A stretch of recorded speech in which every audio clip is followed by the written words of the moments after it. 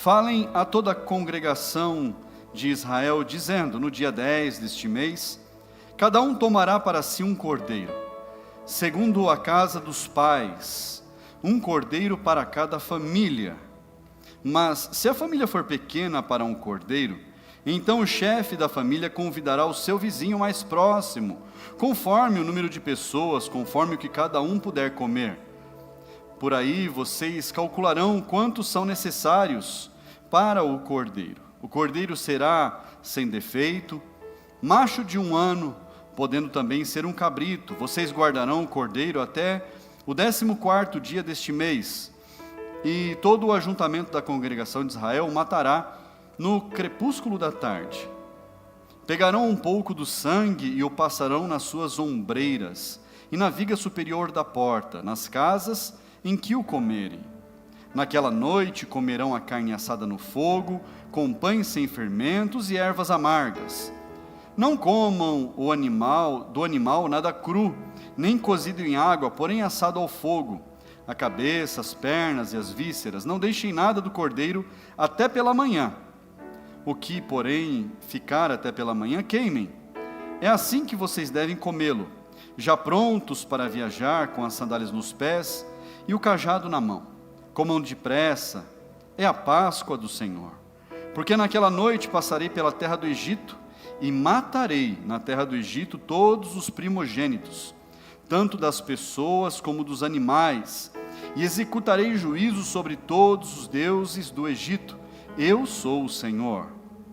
O sangue será um sinal para indicar as casas em que vocês se encontram. Quando eu vir o sangue, passarei por vocês, e não haverá entre vocês praga destruidora, quando eu ferir a terra do Egito. Feche seus olhos, vamos falar com o Senhor. Fale com Deus, peça para Ele falar ao seu coração nessa noite. Senhor, essa é a sua palavra, Pai. Meu Deus, nesta noite de lançamento dessa campanha que é tão importante, Pai, para cada família. Meu Deus, fala, meu Pai, a cada coração, fala comigo, com a minha casa, com a minha família, fala com aqueles que nos assistem, meu Deus, neste momento. Meu Deus, que a sua palavra seja transformadora, Pai, e nos dê a direção em todas as coisas. Meu Deus, que seja o teu Espírito Santo falando através da minha voz, da minha boca, Pai, e não aquilo que eu quiser dizer aqui, Pai, mas aquilo que o teu Espírito Santo quiser falar a cada coração, Pai. Em nome de Jesus, meu Deus, nós te louvamos e te bendizemos. Diga amém, igreja. Assente-se no seu lugar. Aqui nós estamos lendo um texto que fala a respeito da 10ª praga que estava vindo sobre o Egito, antes de que o povo de Deus, os hebreus, pudessem ser libertos das mãos de Faraó. Haviam passado ali no Egito 9 pragas, e essa 10ª ela era terrível. Repita comigo: terrível. Essa última praga era para a morte dos primogênitos, para a morte do filho mais velho. Mas Deus, Ele lançou esse terror, porque Faraó havia endurecido o coração, Faraó havia se tornado duro contra o povo de Deus, e Moisés havia ido ali para libertar o povo de Deus, e havia uma resistência de Faraó em deixar o povo ir. Aos poucos Faraó foi tentando negociar, mas Moisés, ele se tornou irredutível, porque havia uma ordem de Deus com relação a como deveria ser a libertação. Ela deveria ser completa, e não houve negociação. Fala comigo assim: Moisés não negociou. Ele não negociou, Deus havia dado a direção. O homem de Deus ali, Moisés, simplesmente foi e executou como Deus havia ordenado. Mas aquela última praga, essa última praga, ela era terrível, porque iria matar o primeiro filho de todas as famílias. O primeiro filho de todas as famílias, o primogênito. Mas não era apenas das famílias, era das crias, dos animais, de tudo, de toda a criação. Então, o anjo do Senhor visitaria aquele arraial, aquele lugar, todo o Egito naquela noite, e promoveria essa matança para que, de uma vez por todas, Faraó abrisse as mãos e permitisse, libertasse o povo de Deus. E olha o que acontece, é que Deus dá instruções específicas de como o povo de Deus deveria fazer. Deveria escolher um cordeiro, para que a família unida, ou se a família fosse pequena e o cordeiro fosse muito grande, muita comida para se comer, juntaria ali uma família vizinha, de acordo com o número que pudesse comer toda aquela comida que seria preparada. Eles deveriam matar aquele cordeiro ao final da tarde e preparar aquele cordeiro.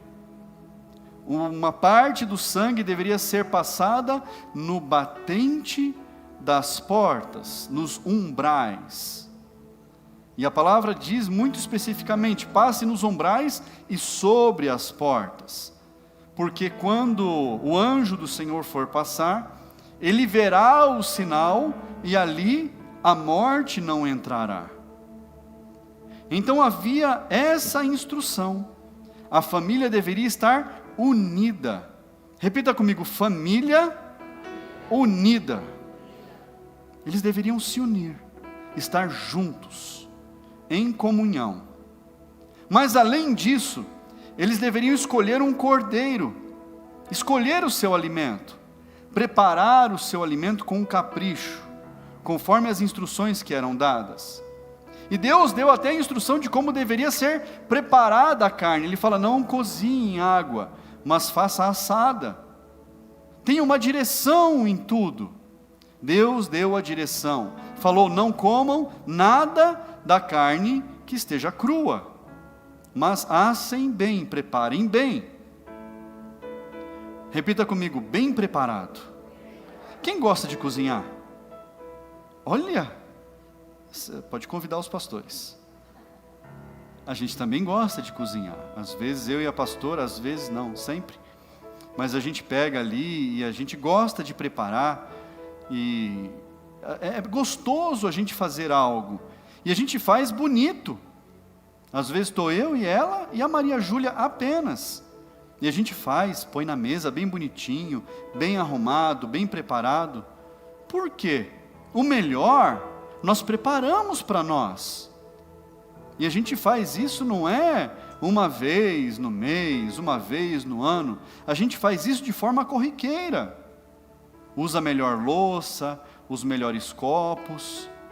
Porque a gente só tem os melhores em casa. É o que tem. É para a gente comer, é para a gente usar. Eu não tenho louça separada em casa. Tipos de louça diferentes. É o que a gente usa. Quando alguém é convidado para ir na nossa casa, e a gente é muito reservado, mas a gente convida de vez em quando alguém, a gente serve aquilo que a gente come. A gente serve onde a gente come. Na louça que a gente costuma comer. Eu não vou pegar uma louça separada para servir a visita. Nós somos os mais importantes. A nossa casa, a nossa família é o mais importante. Então o melhor é preparado para nós. Nós colocamos as vasilhas na mesa. Não põe na panela? Às vezes põe. Quem que não põe comida na panela na mesa? Tem alguém que não faz isso? Às vezes a gente coloca. Quando a gente está naquela correria que a gente precisa comer e vai correndo. Hoje eu fui fazer uma visita, era 3h30, né? 2:45 eu estava chegando em casa para almoçar. A gente almoçou, escovamos o dente rapidinho, fomos fazer a visita e corre daqui, corre de lá. Às vezes é corrido. Hoje, por exemplo, foi esquentado no micro-ondas, pratinho feito, esquentado no micro-ondas, e é o que deu. Mas, o capricho faz a diferença. Repita comigo: o capricho faz a diferença. E Deus falou ali para cada família se unir, preparar e servir. Mas um pouco para o final da instrução, fala para eles comerem preparados para a viagem. Então eles estavam ali bem vestidos, com as malas prontas, com tudo pronto para saírem, porque ali já seria o escape, já seria a última praga, já seria o caminho final para eles saírem do Egito, para eles serem libertos. Então ali eles prepararam tudo muito bem, serviram a mesa, e a palavra deixava muito claro: comam tudo. O que Deus estava instruindo aqui?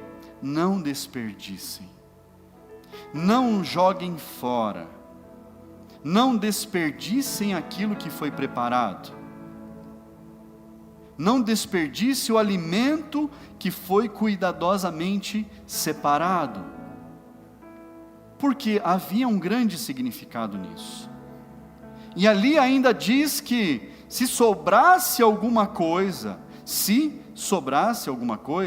pela manhã deveria ser queimado. Mas fala que todos deveriam comer bem, sem desperdício. Por quê? Aquele cordeiro, ele estava sendo separado e preparado para um fim muito específico. Aquele animal, ele havia sido separado, havia instruções, um animal de 1 ano, deveria ser separado por alguns dias, deveria ser morto no final da tarde, e começaria ali a preparação. Tudo muito cauteloso, com muito cuidado. Então não poderia, inclusive, haver desperdício. E quantas vezes a gente vê nos lares das pessoas desperdício? Eu já falei umas 2, 3 vezes aqui, em cultos diferentes, a respeito de desperdício. Uma coisa que é difícil ao meu paladar, e a pastora sabe, muitas pessoas sabem, é arroz doce. Eu não sei porquê, eu como de tudo, pedra bem temperada vai bem, mas o arroz doce não desce. Põe uma colherzinha assim, parece que é um prato desse tamanho. Para mim não funciona, mas é a única coisa. E aí um dia, quando eu era líder de célula lá no passado, numa cidadezinha, serviram arroz doce. Eu falei: Jesus amado, o que eu faço agora? Eu era líder da célula, eu falei: tem que comer. Fui ensinado que tem que comer, não pode fazer feio. E aí eu falei: olha, irmã, põe só um pouquinho para mim, que eu gosto de comer bem pouquinho arroz doce. Pastor, fica tranquilo. Sabe aquelas conchas de tirar merenda de escola? Foi uma daquela, num prato fundo. Eu falei: Jesus amado, na hora que bateu aquilo no prato, já doeu aqui. Eu falei: ai Jesus. Aí eu comi uma colher, parecia que enchia a boca assim, comi a segunda, comi a terceira. Eu falei: Deus, eu detesto desperdício, uma coisa que eu aprendi na minha vida. E meu pai era meio Al-Qaeda com relação a isso. Meu pai falava assim: eu não deixo um grão de arroz no prato, porque tem criança que nem um grão de arroz tem para comer. E era assim que meu pai me ensinava.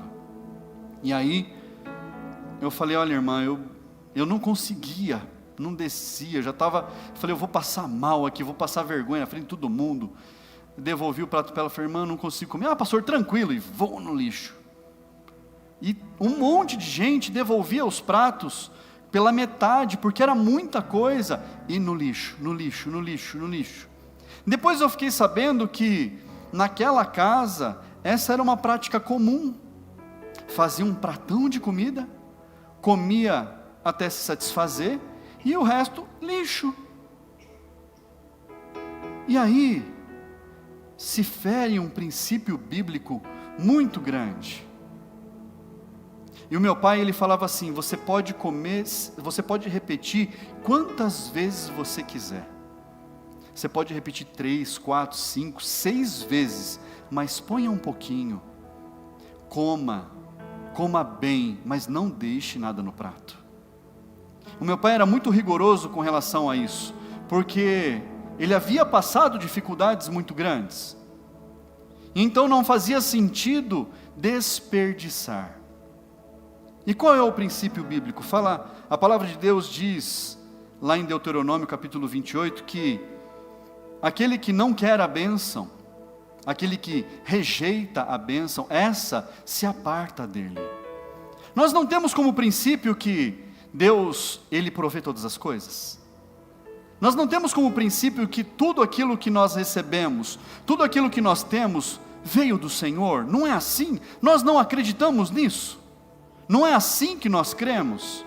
Tudo que nós temos, tudo que nós recebemos, o alimento, carro, casa, todas as coisas, a roupa do corpo, veio de Deus. Foi Deus que proveu. E aí eu pego esse prato de comida que foi Deus que colocou na minha mesa e eu jogo fora. Eu não estou falando de você descartar alimento estragado. Eu não estou falando de você descartar algo que não serve, que não presta para alimentação. Porque acontece. Eu estou falando de você encher o prato e jogar fora. E eu conheço pessoas que não comem arroz reesquentado. Tem que comer no almoço um arroz fresquinho, sobrou, joga fora. Aí à noite tem que fazer um arroz de novo. Aí vai de cada um. Mas se eu pego aquilo que Deus me dá e eu jogo fora, eu estou falando para Deus: Deus, a sua bênção para mim não serve.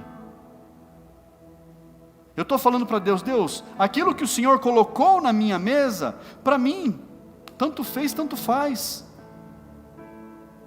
E por que eu ensino você isso? Porque esse é um princípio de prosperidade. É um princípio de economia doméstica, de cuidado com aquilo que Deus nos dá. É a mesma coisa eu ganhar um carro de presente e sair ralando o carro pela parede aí, batendo em poste, não tomando cuidado. Eu estou jogando fora aquilo que Deus me deu.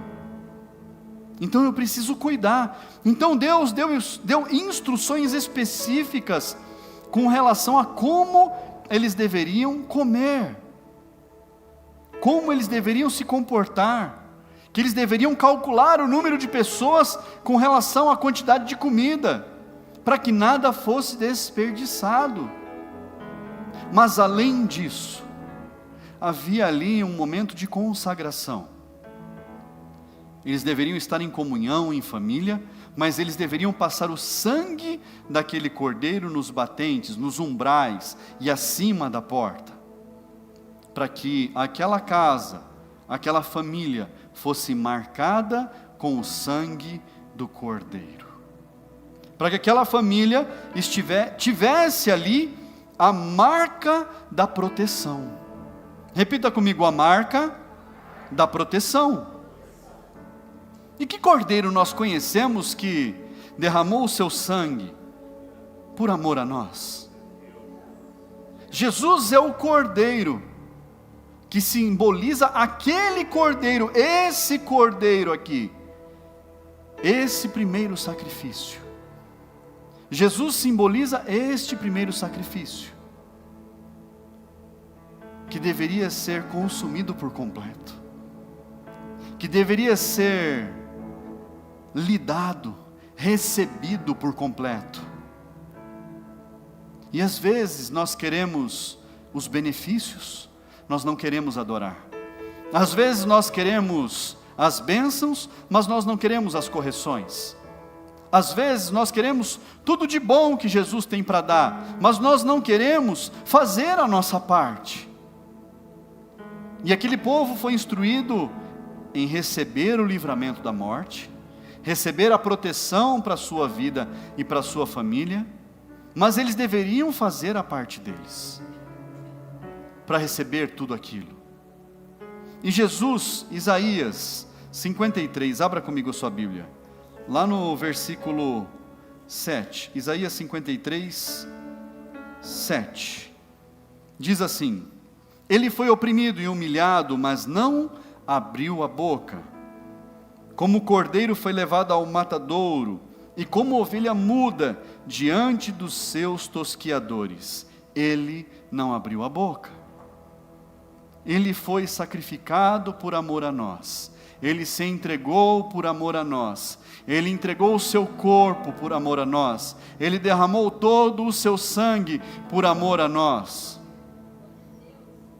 E quando Jesus, ele senta à mesa com os seus discípulos, e ele parte o pão, ele está mostrando a Páscoa, que foi criada lá atrás. Ele está mostrando: esse é o meu corpo, eu sou aquele cordeiro. Vocês conhecem a história. Ele está falando para os discípulos: vocês sabem como é comemorada a Páscoa. Aquele cordeiro sou eu. O meu corpo está sendo despedaçado por amor a vós. Comam dele todos. Não foi assim que Jesus disse? E o sangue, ele fala: esse é o sangue derramado, o sangue da nova aliança. E ele fala: tomem todos. O que foi feito do sangue do cordeiro? Foi feita uma grande marca. Uma grande marca. Assim como quando nós tomamos a Santa Ceia, uma marca do sangue fica em nós. A marca do sangue do cordeiro fica na nossa vida.